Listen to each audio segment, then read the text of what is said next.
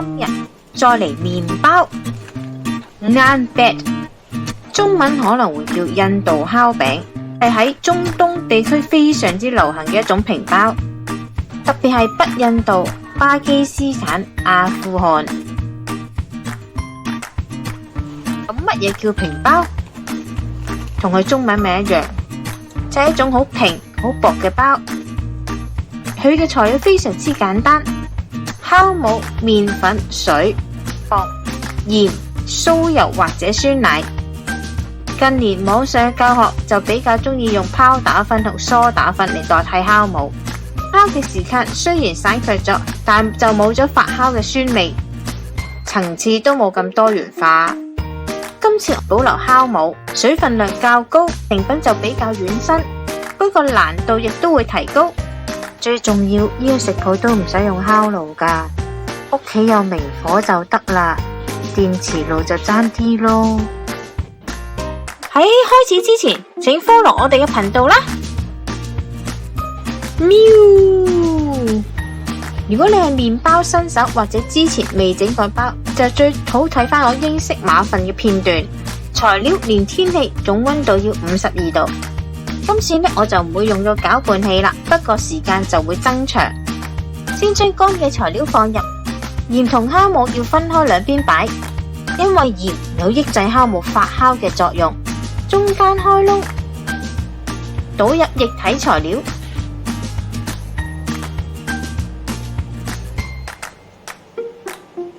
呢個食譜嘅水分會比較多，水分越多就會越黏手。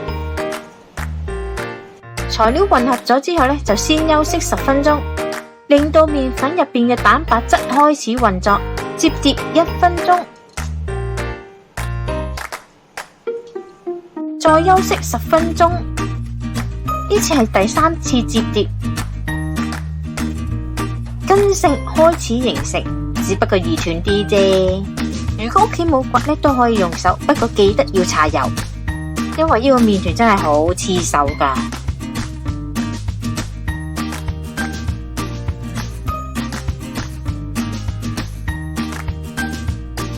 再休息10分鐘。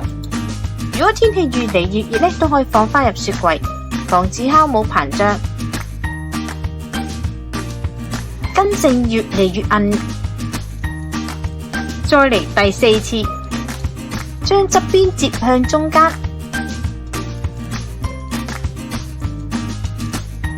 有薄膜嘅狀態。再搓多最後一次，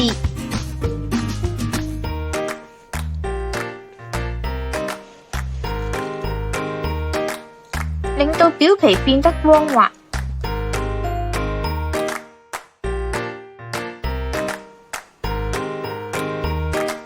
裝上保鮮紙，室溫10至15分鐘，酵母開始膨脹。如果你室外溫度係26度以下，你就可以全程放喺室外；如果係26度以上，我就會建議放入雪櫃，慢速發酵。呢一個就係全程雪櫃低溫發酵6小時，發酵至1倍大。手指吉入中間，冇彈返轉頭就可以完成。灑上手粉，防止黏手。微微壓平，切割成90至100g 小麵團。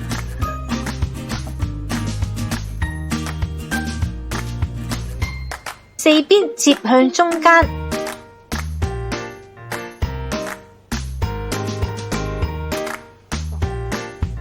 搓圓，直到底部收口為止。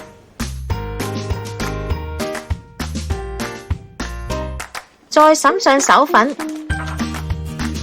冚上保鮮紙，防止表面風乾。室外發酵30至1個鐘。先處理蒜頭同洋蔥，都可以落啲芫荽，不過我就冇買啦。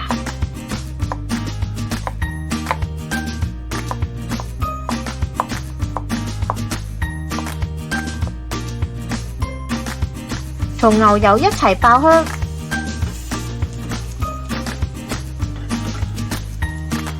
白雪雪嘅烤餅已經發至1倍大。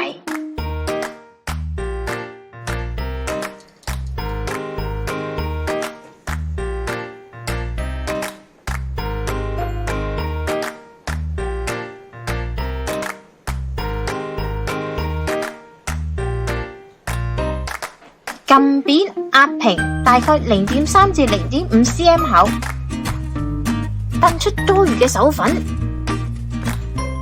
拉成三角形，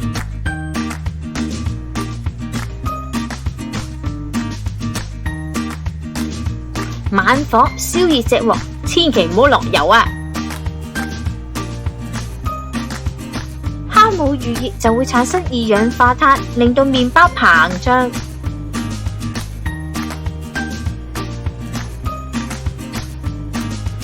煎至底部金黃色就可以反轉，趁熱就快啲搽上醬汁啦。切成一半，上台食啦喂！記得買返啲咖喱呀。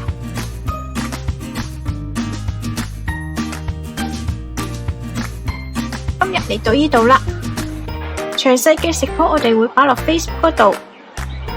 有興趣嘅大家可以去睇一睇，請 like 我哋嘅 Facebook 同埋 YouTube，以便獲得更多嘅資訊啦。